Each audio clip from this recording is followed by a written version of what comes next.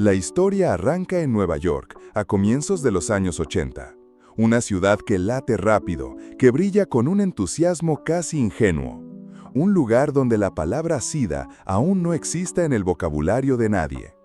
Allí conocemos a un grupo de amigos que, como tantos otros, creen que tienen todo el tiempo del mundo. Son jóvenes, guapos, con carreras que empiezan a despegar y amores que parecen eternos. Está Willy, un instructor de fitness que vive con su pareja, Fuzzy. Los dos llevan años juntos, compartiendo piso, risas y esa rutina que solo nace cuando de verdad confías en alguien. Está John, un guionista de telenovelas que trabaja sin descanso, siempre con un cigarro en la mano y una frase ingeniosa lista para salir. Junto a él, Richard, un actor que sueña con hacerse un nombre en Broadway mientras sobrevive con papeles secundarios. También conocemos a Paul, un hombre amable que ha empezado una relación con Howard, un ejecutivo de televisión que vive preocupado por mantener las apariencias. Y por último, David, un editor que todos admiran por su elegancia y su carisma tranquilo. Ese verano, el grupo se reúne en Fire Island, la meca gay por excelencia, un refugio donde todo parece permitido. Alquilan una casa con terraza frente al mar y pasan los días entre cócteles, conversaciones interminables y esa sensación de que nada puede ir mal. Por las noches, se sientan juntos a ver atardecer. Hablan de proyectos, de amores, de las pequeñas vanidades que los hacen sentir invencibles. Se ríen de sí mismos. Se prometen que siempre estarán ahí, pase lo que pase. Y mientras el sol se pone sobre el océano, ninguno imagina que ese verano luminoso será el último en que puedan vivir sin miedo. Una mañana cualquiera, Richard abre el periódico y se encuentra con una noticia pequeña, perdida entre columnas. Rara neumonía ataca a hombres homosexuales. La lee en voz alta, con el tono burlón de quien no cree que eso tenga nada que ver con ellos. Los demás se encogen de hombros. Es solo otra nota alarmista más. Cierran el diario y vuelven a sus bromas, a sus planes, a su felicidad, que todavía parece intocable. Ese recorte de periódico es la primera grieta en el muro, la señal de que la vida que conocían está a punto de cambiar para siempre. El verano se termina y cada uno vuelve a su rutina en Nueva York. Pero algo ha cambiado, aunque todavía no sepan decir qué. Esa noticia de la rara neumonía empieza a aparecer en otros periódicos, en pequeños reportajes de televisión, en conversaciones de pasillo que suenan más a chisme que alarma real. Al principio, todos se esfuerzan en restarle importancia. Es más cómodo pensar que se trata de un problema ajeno, que les pasa a otros en otros lugares. Pero pronto, los rumores crecen. Dicen que hay más casos, que los médicos no saben de dónde viene, que los hospitales empiezan a llenarse de hombres jóvenes que entran con fiebre y salen en una bolsa negra. Un día, Paul y Howard están desayunando cuando ven un reportaje en las noticias. La voz de la presentadora suena seca, casi indiferente. Se desconoce el origen de esta enfermedad. Algunos expertos la relacionan con prácticas homosexuales. La frase se queda flotando en la cocina. Paul baja la mirada. Howard hace como que no ha oído nada. Pero en su silencio hay una pregunta que ninguno se atreve a poner en palabras. ¿Y si esto no es una exageración? ¿Y si nos puede pasar a nosotros? En otro rincón de la ciudad, Willy y Fuzzy intentan conservar la normalidad. Siguen con sus clases de aeróbic, sus cenas con amigos, sus noches tranquilas de películas y abrazos. Pero hasta ellos sienten esa inquietud que se cuela por debajo de las puertas. Una noche, mientras recogen la mesa, Fuzzy dice en voz baja: ¿crees que deberíamos tener cuidado? Willy tarda en contestar, porque admitir el miedo es concederle poder. No sé, responde al fin. Yo solo quiero que estemos bien. Richard, mientras tanto, sigue persiguiendo audiciones, pero cada vez que entra a un casting, siente que la gente lo mira distinto, como si llevara una etiqueta invisible en la frente. John, que siempre tuvo un chiste rápido para todo, empieza a quedarse sin bromas, porque cada semana se entera de que alguien más conocido, Alguien joven, alguien que estaba sano, ha caído enfermo. Una noche, todo el grupo vuelve a reunirse en un bar. Se saludan con abrazos, se cuentan anécdotas, fingen que nada ha cambiado. Pero tú, desde tu sofá, ves lo que ellos todavía no quieren aceptar, que detrás de cada sonrisa hay miedo, y que ese miedo pronto va a tragarse todo lo que creían seguro.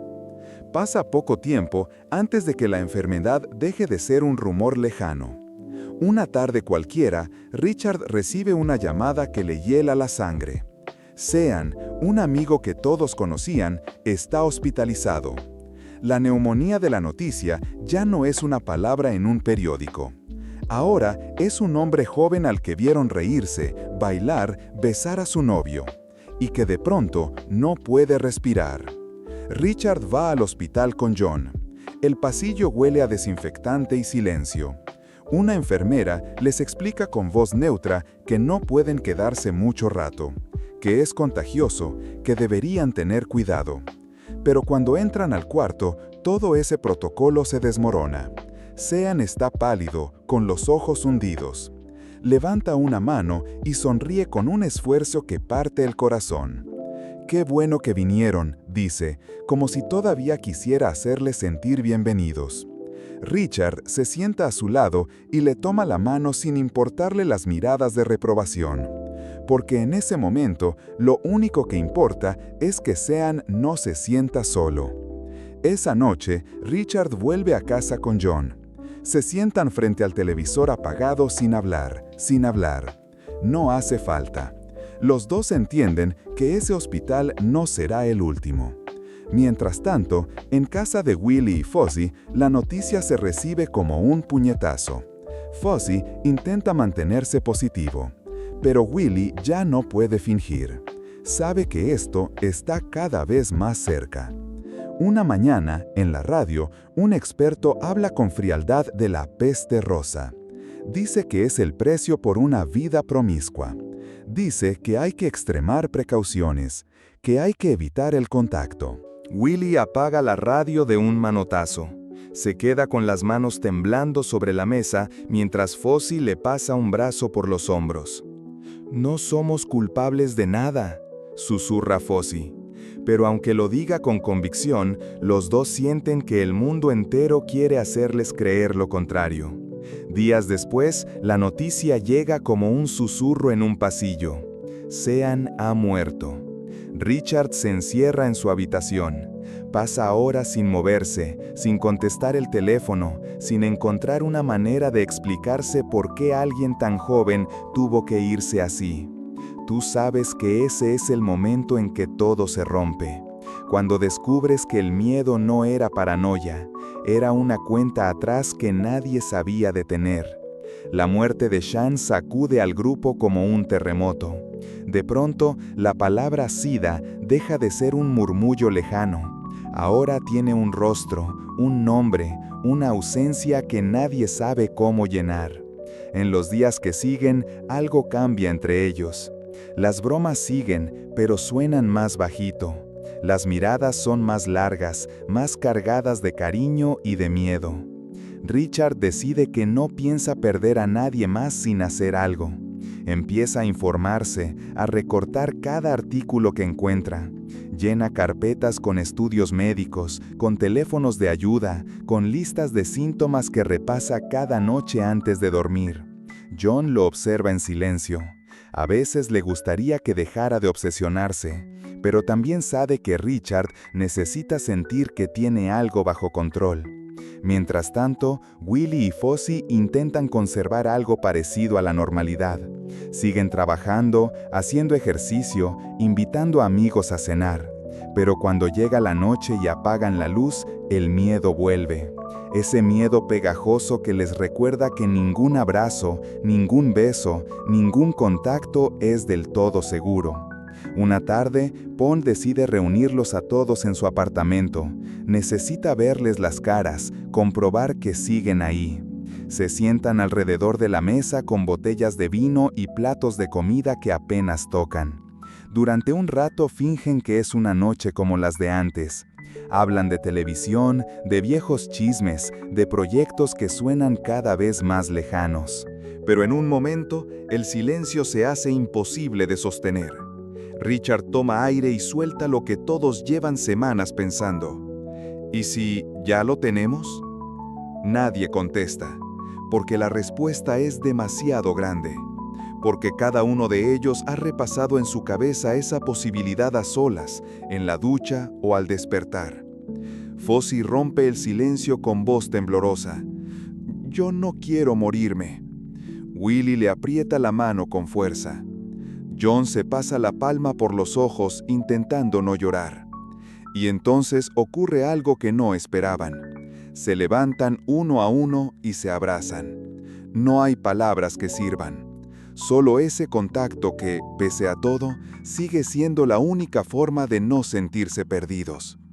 Esa noche, cuando se despiden, algo queda claro. Nadie sabe cuánto tiempo tienen, pero piensan aprovecharlo. Porque si el mundo se va a empeñar en llamarles enfermos, ellos van a recordarse que antes que nada son amigos. Esa es la fuerza que hace soportable lo insoportable. Saber que hay gente que se quedará contigo hasta el final. Los meses pasan y Nueva York cambia de piel. Lo que antes era una ciudad vibrante, despreocupada, se convierte en un lugar donde el miedo está en todas partes. En los titulares de los periódicos, en las miradas de los vecinos, en los cuerpos cada vez más frágiles de hombres que hasta hace poco parecían invencibles. Cada semana se escucha un nuevo nombre, un conocido que enfermó, un amigo que ingresó en el hospital, un examante que ya no sale de casa. Richard sigue llenando carpetas con recortes.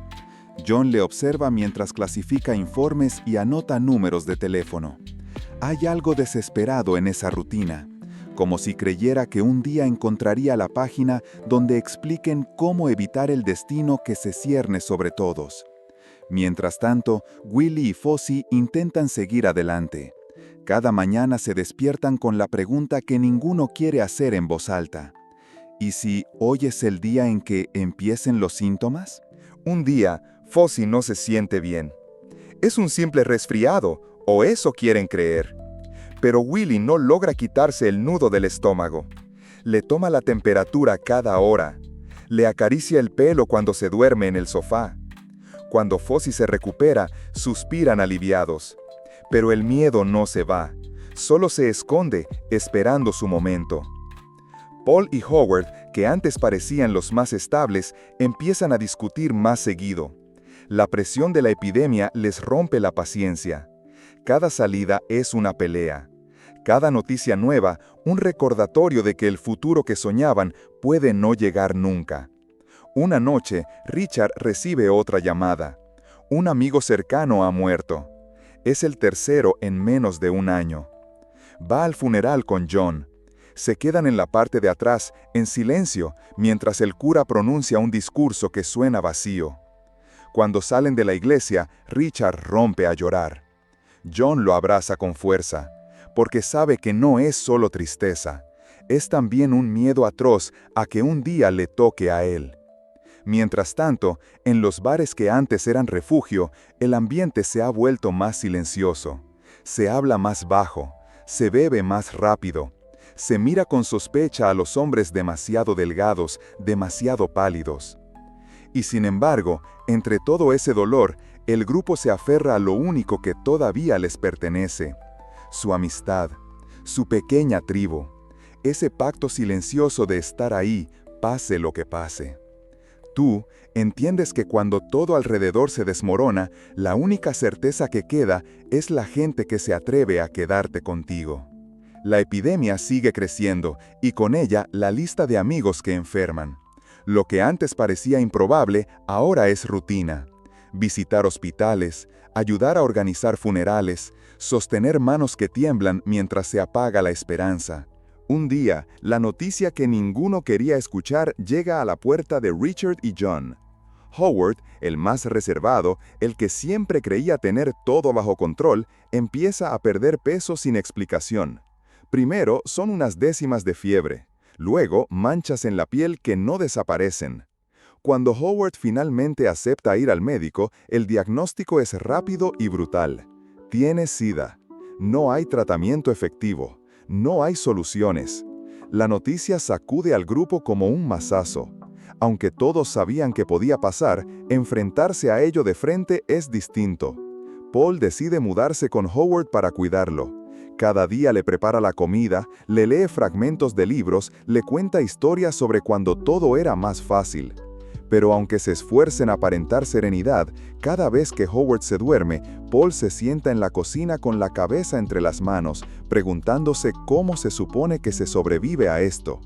Mientras tanto, Willie y Fuzzy deciden que no van a esperar a que todo suceda sin haber vivido lo suficiente. Empiezan a hacer pequeñas listas de cosas pendientes. Viajar a la playa, comprar esa lámpara que siempre quisieron, pasar más tiempo juntos aunque sea en silencio. Un día, Howe tiene un buen momento. Se siente lo bastante fuerte para levantarse de la cama y sentarse al sol en el balcón. Paul se sienta con él con un café en la mano. Durante un rato, ninguno dice nada. No hace falta.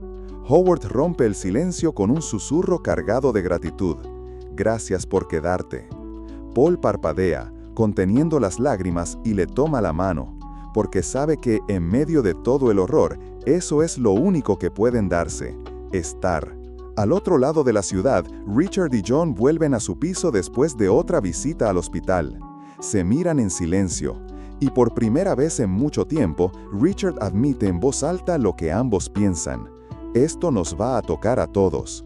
John no responde.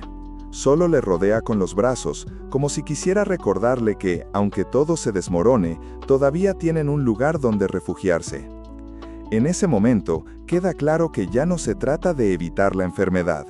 Se trata de aprender a vivir con ella, de contar los días buenos como tesoros, de no olvidar nunca que, aunque el miedo sea grande, el amor todavía puede ser más grande.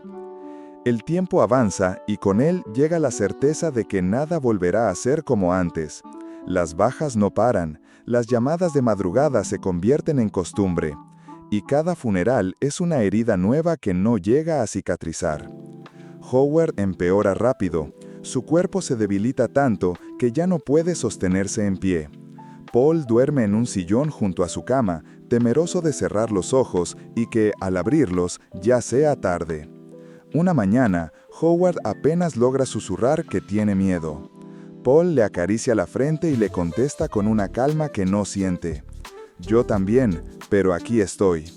Y con esas dos frases resumen todo lo que les queda. No pueden prometerse más tiempo, pero pueden prometer no huir. Cuando Howard finalmente muere, la tristeza de Paul es tan grande que se vuelve silencio. No llora delante de nadie, no hace discursos.